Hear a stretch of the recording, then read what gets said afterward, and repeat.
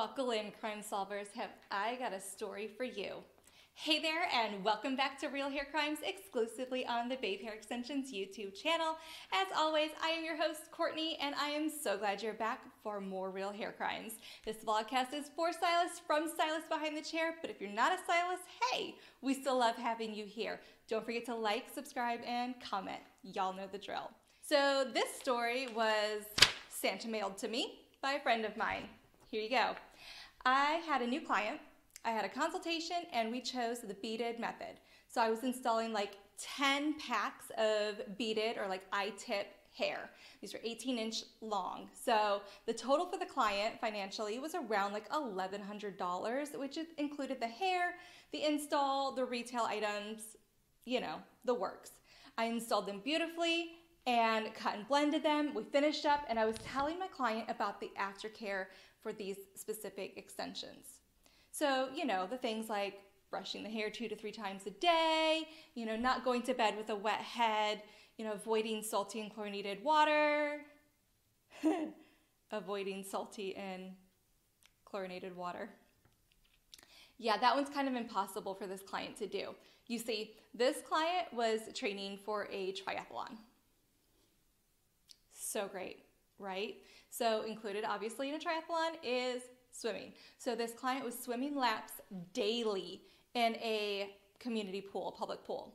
So if you know anything about like city pools, public pools, community pools, whatever, they're all the same thing. They are heavily chlorinated for a very good reason, because germs, ew, right? So what do you guys think chlorine does to hair in general? And what do you think it does to hair extensions specifically?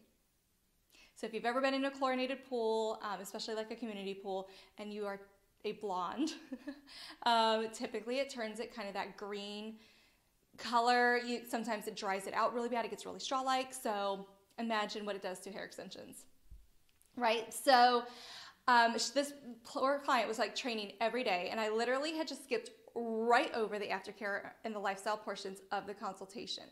So here I am now doing all of this explanation and having to just own up to my mistake, like just owned up right then and there to what the pool will likely do to her hair extensions. So I asked if she could use the swim cap, and it's just not the easiest thing for her to use. Plus now with all the extensions, it probably just wouldn't fit right. And so I told her exactly how to take care of her hair with, you know, the chlorine being an everyday thing.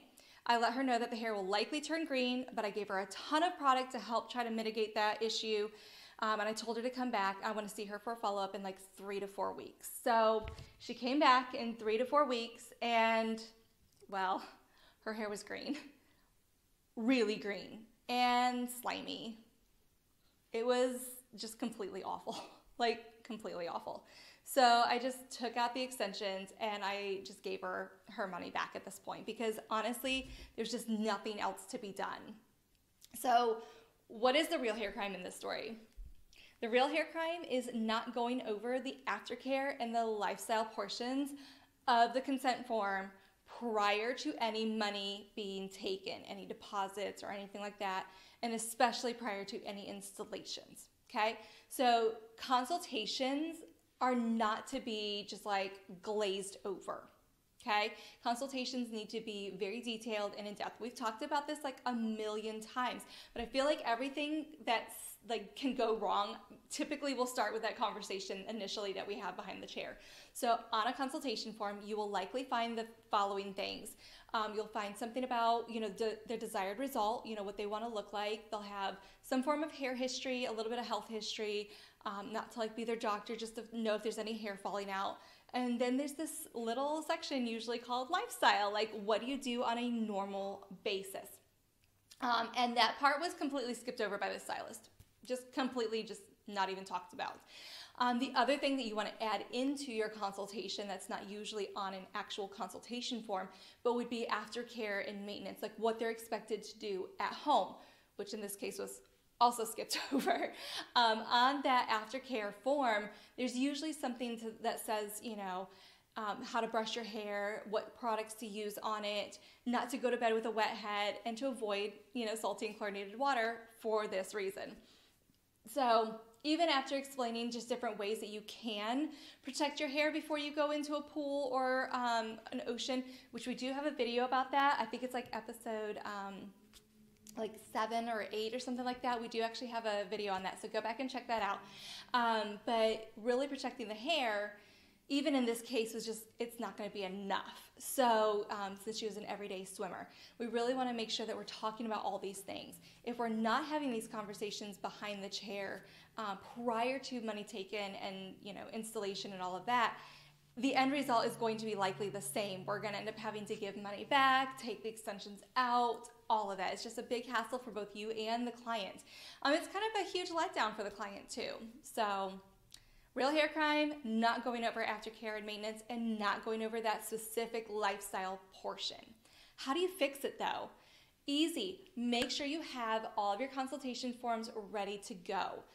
There's a really quick and easy way to do that also digitally. So you can upload it into like a digital format like Jotform and make it a digital format, and then, you know, send that out to your clients prior to even an in-person consultation to kind of streamline a little bit of that process if you would like to do that. So a couple of creative ways to do that, but nonetheless, you need to have that consultation form in front of them, have them go through all the things on it, have an aftercare consent form so they know what to do at home, so they're fully prepared, and then also talk about their lifestyle and maintenance in great detail. So do they go swimming all the time? Are they wearing a helmet like a horseback rider or like snowboarding season?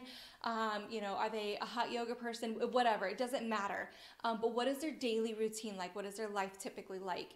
Because that will help you choose the best method for their hair. And in this case, you know, had the stylist gone over this lifestyle portion, it might have been a better case for like instant hair, like clip-ins or crown hair, just something that gives her something temporarily and that she could take out before she goes swimming or trains for her triathlon. So there's plenty of options still on the table. You just have to discuss what the best option is for their lifestyle and also their maintenance level. So make sure that you're going over every single detail of those consultations, including the aftercare and lifestyle portions, so you can make the best, most professionally educated guess as to what their hair should be doing and using. So easy peasy, nothing too great, you know, nothing too hard. It's just, you know, the little details matter. So stay on top of those. Hey crime solvers, don't forget to check out our Instagram and our TikTok at Babe Hair. And stylists, don't forget to head on over to babehairextensions.com for more hair and tool needs. Also, you can check out our Babe U subscription for more tips and tricks behind the chair.